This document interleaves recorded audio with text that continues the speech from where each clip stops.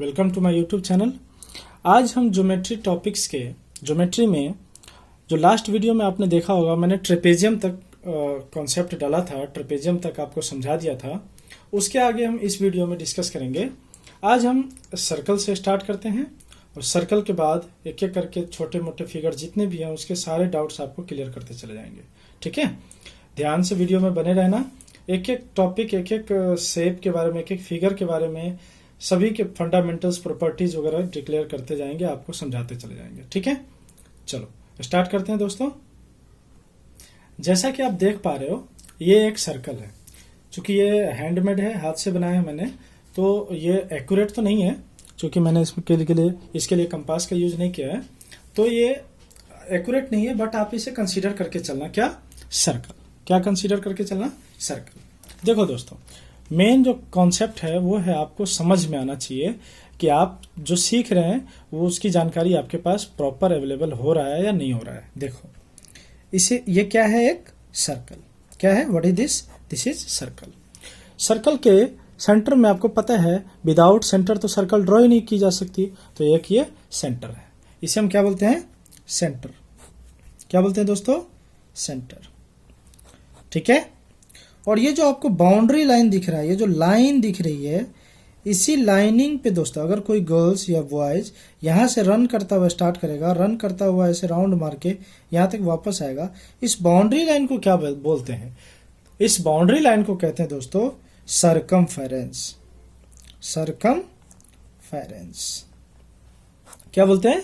Circumference. ठीक है। अगर मान लो कोई बॉय यहाँ पे स्टैंड कर रहा है और यहाँ से रन करता हुआ इधर हमें यहाँ वापस आके एक राउंड लगा के यहाँ पे आ रहा है, तो इसका मतलब इसका हमें क्या निकालना होगा? टोटल डिस्टेंस निकालने के लिए कि वो कितना दौड़ के आया, कितना रन किया है, तो उसके लिए हमें क्या निकालना होगा? सरकमफेरेंस। ठीक है। इसके लिए एक फॉर्मूला है, वो हम इसी वीडियो में आपको डिस्कस करके बता देंगे। ठीक है, पहले इनके टर्म्स के बारे में जान लेते हैं। ठीक है, अब बात करते हैं। ये सपोज करो ये क्या है? सर्कल है।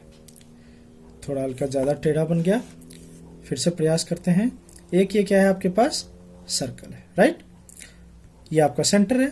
सेंटर से सरकमफ्रेंस के किसी भी पॉइंट को टच करने वाली लाइन, ध्यान से समझना, सर्कल के सेंटर से सरकमफ्रेंस को टच करने वाली लाइन रेडियस कहलाती है। क्या कहलाती है दोस्तों? रेडियस कहलाती है। क्लियर? सरकमफ्रेंस को टच करने वाली लाइन, सेंटर से होकर के जाती हुई सरकमफ्रेंस को टच करने वाली लाइन क्या कहलाती है? रेडियस कहलाती है। ठीक है।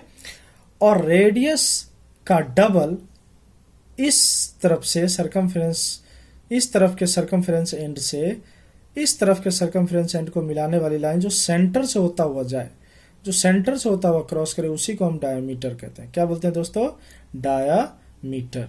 अब देखो ध्यान से, अगर यहां से यहां तक का डिस्टेंस 4 है तो ये डबल डिस्टेंस हो जाएगा? बिल्कुल होगा। डायमीटर क्या हो जाएगा? इसका डबल हो जाएगा। इसीलिए कहा जाता है कि diameter is just double of the radius and the radius is half of the diameter. Radius is half of the diameter and the diameter is the double of the radius. Diameter, अगर radius आपका 4 centimetre है, radius आपका 4 centimetre, तो diameter कितना हो जाएगा? 8 centimetre, no doubt. और अगर आपका डायमीटर अगर 16 सेंटीमीटर गिवन है तो रेडियस इसका हाफ हो जाएगा, 8 सेंटीमीटर। क्लियर है? समझ में आ रहा होगा।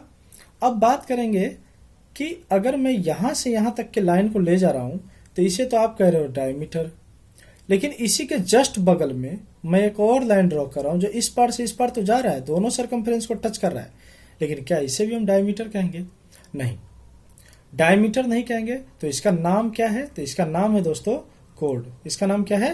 कॉर्ड। क्या नाम है इसका? कॉर्ड। अब बात करते हैं कि क्या कॉर्ड इस डायमीटर से छोटा होगा, बड़ा होगा? तो सिंपल सी बात है, ये बिल्कुल सेंटर से जा रहा है, तो इसके नीचे इस एलिवेशन में जो भी लाइन खींची जाएगी वो क्या होगा? छोटा होगा। इसीलिए कॉर्ड का मतलब क्या होता है? सरकमफ्रेंस के दो पॉइंट को क्या करना? मीट करना। तो चूंकि ये भी एक कॉर्ड है, ये भी तो एक कोड का फॉर्मेलिटी पूरा कर रहा है, तो आप इसीलिए कह सकते हो कि डायमीटर सबसे लॉन्गेस्ट कोड होता है सर्कल का। ठीक है, सर्कल का the longest code of a circle is called diameter. Clear? Concept यहां तक समझ में आ गया? थोड़ा इससे और आगे बढ़ते हैं। देखो अब मैं बात करता हूं, ये आपके पास क्या है? सर्कल है, ठीक है। सर्कल, सेंटर, ये लाइन आपका रेडियस, ये बाउंड्री वाली लाइन सर्कमफेरेंस। बट अगर मैं बात करूं दोस्तों कि अगर हम बात करें आगे कि सर ये लाइन आपने ड्रॉ कर दिया, ये क्या है आपका रेडियस है, लेकिन किसी बाहर के पॉइंट से इस पॉइंट को कोई लाइन ऐसे मीट कर रहा है, इस तरह से मीट कर रहा है, बाहर के पॉइंट से एक लाइन ड्रॉ हो रही है और सर्कल के उस पॉइंट को टच करी जहां पे रेडियस आके मीट कर रहा है, तो यहाँ के साथ क्या रिलेशन है? तो दोस्तों सबसे पहले यहाँ पे 90 डिग्री फॉर्मेशन होता है, ठीक है। और इसी लाइन को हम क्या कहते हैं? टेंजेंट। क्या बोलते हैं दोस्तों? टेंजेंट। क्या बोलते हैं? टेंजेंट। चूंकि ये टेंजेंट लाइन इस पॉइंट पे रेडियस के साथ कांटेक्ट बनाती है, संपर्क करती है, इसीलिए इस पर्टिकुलर पॉइंट को हम कहते हैं पॉइंट ऑफ कांटेक्ट। क्या कहते हैं? Point of contact. Point of contact. Clear हो गया? देखो ध्यान से, रेडियस के साथ टेंजेंट 90 डिग्री फॉर्म करता है, ठीक है।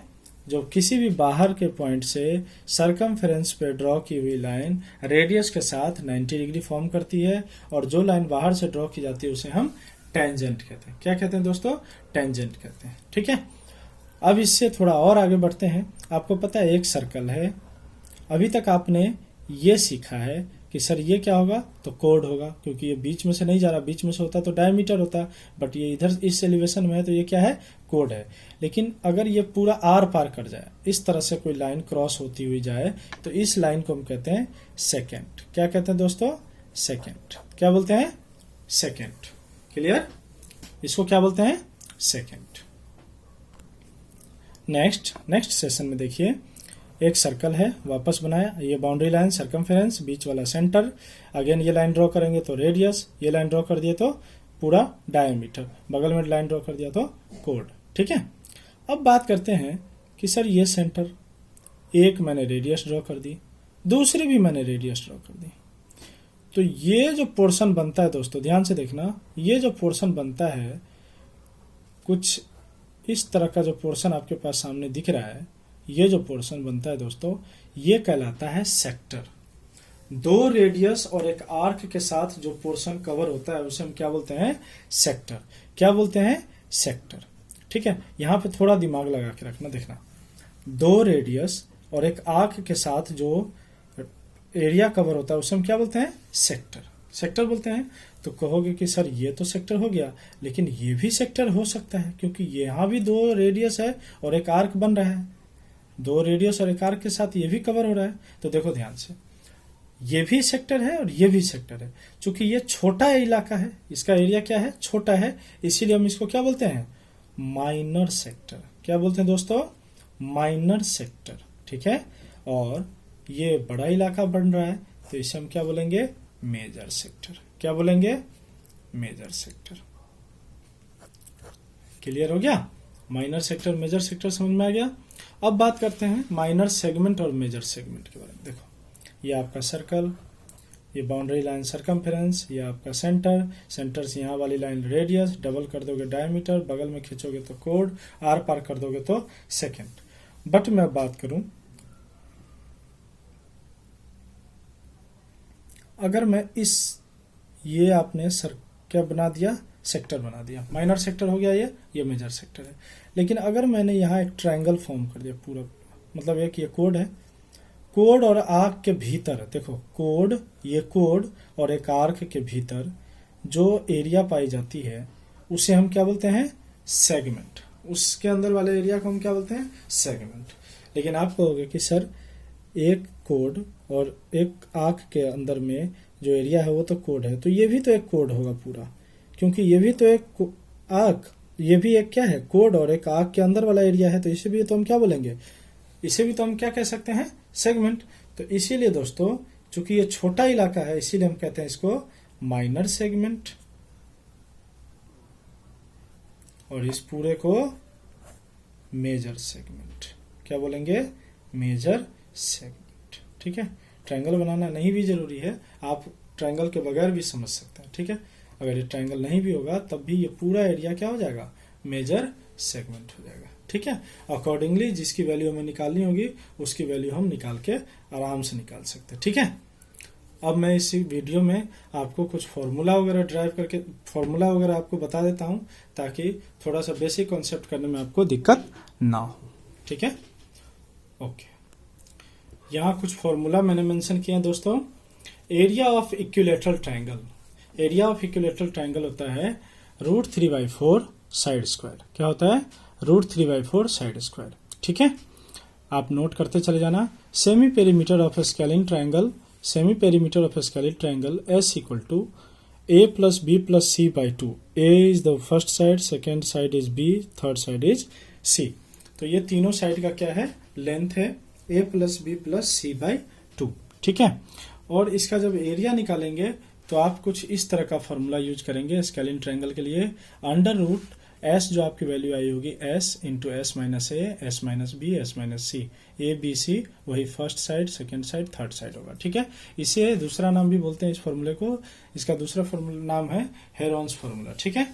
एरिया ऑफ रोम्बस की बात की जाए 1/2 diagonal 1 into diagonal 2। Area of square की बात की जाए साइड स्क्वायर, और इसी का पेरीमीटर होता है 4 इंटू साइड, ठीक है। एरिया ऑफ रेक्टेंगल होता है L into B and perimeter होता है 2 into L plus B. Area of circle होता है दोस्तों πr स्क्वायर, और पाई की वैल्यू होती है 22/7 और 3.14। सर्कमफ्रेंस होता है जो पेरीमीटर की लैंग्वेज में पेरीमीटर होता है, वो सर्कल के लैंग्वेज में क्या हो जाता है? Circumference. Circumference equal to 2πr, ठीक है। डायमीटर आपको पता है रेडियस का डबल होता है। एरिया ऑफ ट्रेपेजियम होता है दोस्तों 1/2 into sum of its parallel side into height, ठीक है। नॉर्मल आपको हाइट वाला ट्रायंगल दे रखा होगा जिसमें हाइट मेंशन होगी, तो आप लिख सकते हैं area of triangle equal to 1/2 into base into height, और उसी का पेरीमीटर की बात करें तो सम ऑफ ऑल साइड्स, ठीक है, sum of all sides. Area of sector equal to θ/360। इस साइन को थीटा पढ़ते हैं दोस्तों, इस साइन को थीटा पढ़ते हैं। इसका मतलब एंगल वैल्यू होता है, जो एंगल गिवन होता है वो यहाँ पे वैल्यू डाली जाती है। तो θ/360 πr स्क्वायर, और length of arc equal to होता है θ/360 2πr। Length of arc equal to θ/360 2πr, ठीक है। आज हम इसको यहीं पे रोकते हैं, इसका अच्छे से रिवीजन कर लेंगे। नेक्स्ट वीडियो में और ज्योमेट्री से रिलेटेड टॉपिक्स हम आपके लिए लेके आएंगे, ताकि धीरे धीरे आपका ज्योमेट्री सारा का सारा कॉन्सेप्ट क्लियर होता हुआ चला जाए, ठीक है। तब तक के लिए आप लोग अपना ख्याल रखना। जय हिंद।